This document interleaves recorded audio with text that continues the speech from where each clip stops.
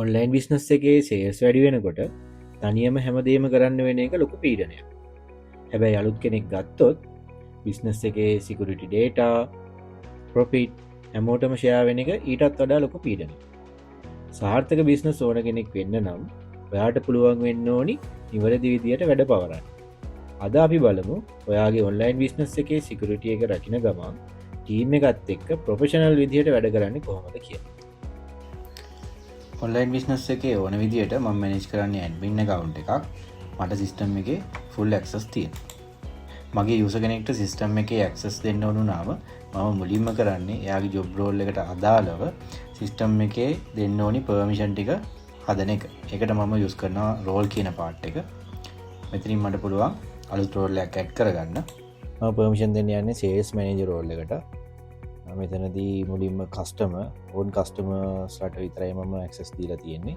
එතකොට sales manager වෙනන්නේ යාගේ customer base එක විතරයි. ඊට අමතරව කස්ටමර් කෙනෙක් ඇඩ් කරන්න එඩිට් කරන්න ඔප්ෂන් එක දෙනවා. එඩිට් කරන්න ඔප්ෂන් එක මම එයාට දෙන්නේ නැහැ. ඊළඟට ප්‍රොඩක්ට් වලදී ප්‍රොඩක්ට් view කරන්න පුළුවන්. හැබැයි එයාට purchase price පෙන්වන්නේ නැහැ.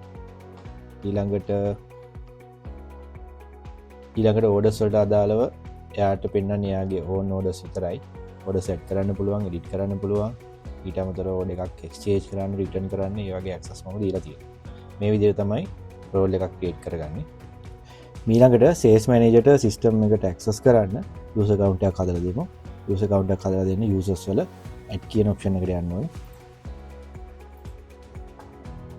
මුලින්ම sales manager එකේ first name එක, last name එක, email එක එයා active ද inactive ද කියලා අපිට manage කරගන්න පුළුවන්. ඊළඟට system එක access කරන්න username එකක්, password එකක් දෙන්න පුළුවන්. ඊළඟට role එක විදිහට මම අපි කලින් හදාගත්ත sales manager කියන role එක දෙනවා. ඒතර මෙතනදී එයාගේ permission ගොඩක් limit කරලා තමයි මම මේක හදලා තියෙන්නේ. ඊළඟට access location ඒ කියන්නේ මගේ දැනට තියෙන clothing store එකක් තියෙනවා, cosmetic එකක් තියෙනවා, tech shop එකක් තියෙනවා. ඒතර මේ හැම එකේම access දෙනවාද? එහෙම නැත්නම් මට එක location එකක දෙන්නත් පුළුවන්, නැත්නම් location දෙකකට දෙන්නත් පුළුවන්. මම දැනට clothing store එකට විතරක් access දෙනවා.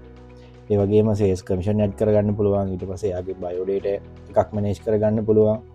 එයාගේ account detail, ඊළඟට එයාගේ department එක, designation එක, ඊළඟට එයාගේ basic එක කීයද, ඊට අමතරව pay component. ඒ කියන්නේ basic එකට අමතරව එයාට allowances යනවා නම් earning මොනවාද, deduction මොනවාද ඒවා අපිට වෙනම මෙතන add කරලා තියන්න පුළුවන්. ඊට අමතරව HR module එකෙන් අපිට මෙයාගේ payroll එකක් create කරගන්න පුළුවන්. ඊළඟට අපි හදාගත්ත user login එකෙන් log වෙලා බලමු sales managerට මොන වගේ permission ද හම්බෙලා තියෙන්නේ කියලා.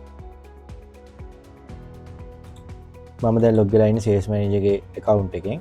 ඒකට බැලුමට පේනවා system එකේ access limit වෙලා තියෙනවා. අපි මුලින්ම බලමු product එකක් view කරලා. මේ තමයි product list එක.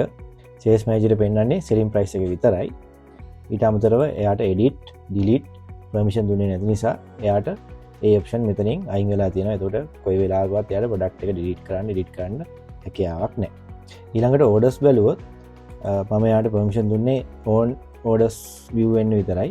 ඒක තාම එයාගේ orders දාන්න නැති නිසා එයාට මෙතන පෙන්වන්නේ නැහැ.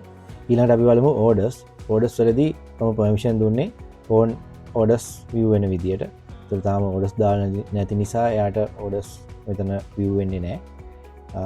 අපි බලමු all orders දීලා එතකොට කොයි විදිහටද මෙතන orders ටික පෙන්වන්නේ කියලා. ඒකට මම මගේ admin account එකට ගිහිල්ලා එයාගේ role එක edit කරනවා.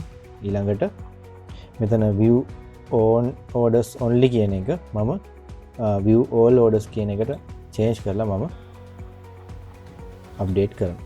දැන් sales manager ගේ account එකේ හැම order එකක්ම view වෙනවා. මොකද මම ඒ permission දුන්න නිසා. ඊළඟට තවත් option එකක් තියෙනවා expenses කියලා. එතකොට sales managerට එයාට අවශ්‍ය expenses එකක් උදාහරණයක් විදිහට අපි තුන් salary advance එකක් කියලා. salary advance එකක් apply කරන්න උනොත් එයාට system එකෙන්ම salary advance එක apply කරන්න පුළුවන්. මෙතන category විදිහට salary advance select කරනවා. මෙතනදී මේක request කරන්නේ sales manager. ඒ sales manager දාලා amount එක කීයද කියලා අපිට මේ විදිහට අපිට expenses එකක් request කරන්න පුළුවන්. ඊළඟට HR module එකෙන් sales manager පුළුවන් එයාට අදාළ leave apply කරන්න පුළුවන්, attendance mark කරන්න පුළුවන්. ඊට අමතරව එයාගේ payroll වලදී එයාගේ payroll එයාටම view කරගන්න පුළුවන්. ඊට අමතරව print කරගන්න, export කරගන්න option අපි හදලා දීලා තියෙනවා. ඊළඟට users ලට හම්බ වෙන තව feature එකක් තමයි calendar කියන feature එක. මෙතනදී යසට අදාළ මන්ත්ලි ප්ලෑන් එකක් වීකලි ඩේලි ඕන විදිර මේක වැනේජ් කරගන්න පුළුව මේ මාසර අදාල තින හොලිඩේස් මනාද ඊට පස මේ මාසර අදාලව යුස ඇප්ලයි කල තියෙන ලියව් මනාද මීට අමතර එයා ඩේලි ප්ලෑන් කරල තියෙන ටස් මේකට ඇප්ලයි කරගන්න පුළුවන් ඒ වගේම කිසිම දෙයක් මිස්සෙන්නේ නැතුව මේ කැලන්ඩ එක යස් කරලා යසට පුළුවන් එයාගේ ටාකට් එක ඇචව් කර කලිකෝම් වල තියෙන තවත් ඔප්ෂන් ඇතයි මේ නොටිෆිකේෂන් කියන ඔප්ෂන් එක තුර මෙතනද ඒ අදාල් යුස ඇප්ලයි කරන ලිව් එකට ඇප්ලෝල්ල එකක්කාවම එමනත්තන් එක්ස්පෙන්සයක් දැම්ම එකට අදාල පේමෙන්ට් කරට පස්සේ දට නොටිෆිකේෂන්යක් කෙනවා එතකොට යසට ඒ වෙලාවෙම අප්ඩේට් එක එයාගේ යස ප්‍රෆයිල් එක ඇතුළෙෙම ලබා ගන්නත් පුළුව කලිකෝම් වල තින තවත් ස්පේෂල් පීච එකක් තමයි ඇක්ටව ලොක් රිපෝට් එක ඒ කියන්නේ ටීම එක වැඩි වෙනකොට අපිට ඒගොල්ලන් ගැන ඇම්වෙලේම ෆලෝප් කරන්න අමාරු වෙනවා තකොට සිස්ටම් එක රිපෝට් ඇතින ඇක්ටව ලොක් රිපෝට් කියලා මේ රිපෝට් එකේ දිවෙන්නේ යස කෙනෙක් එයාගේ යස එකකවුන්් එකෙන් ලොග්ගුණ වෙලා ඉඳලා යා කරන හැම ඇක්ෂන් එකක්ම සිස්ටම් එක අප්ඩේට් වෙන දැන් ඔබට පුළුවන් ඔබේ බිස්නස් එකේ ආරක්ෂාව ගැන බයවෙන්නේ නැතුව ලොකු ටීමයක් එක් ඉස්සරහට යන්න නිවැරදි පුද්ගලයාට නිවැරදි පර්මිෂන් එක ලබාදීම තමයි ඔබේ දියුණුවේ රහස ඊළඟ වීඩියෝ එකෙන් අපි බලමු ඔබේ ඔන්ලයින් බිස්නස් එකේ වැඩ කටයුතු තවත් වේගවත් කරන බල්ක් ප්‍රින්ටන් වේබිල් මනේජ්මන්ට් ගැන ඔබේ ටීම එකත් එක මේ වීඩියෝ එක ෂෙයා කරගන්න ඒ වගේම අපේ channel එක subscribe කරලා දිගටම අපිත් එක්ක එකතු වෙන්න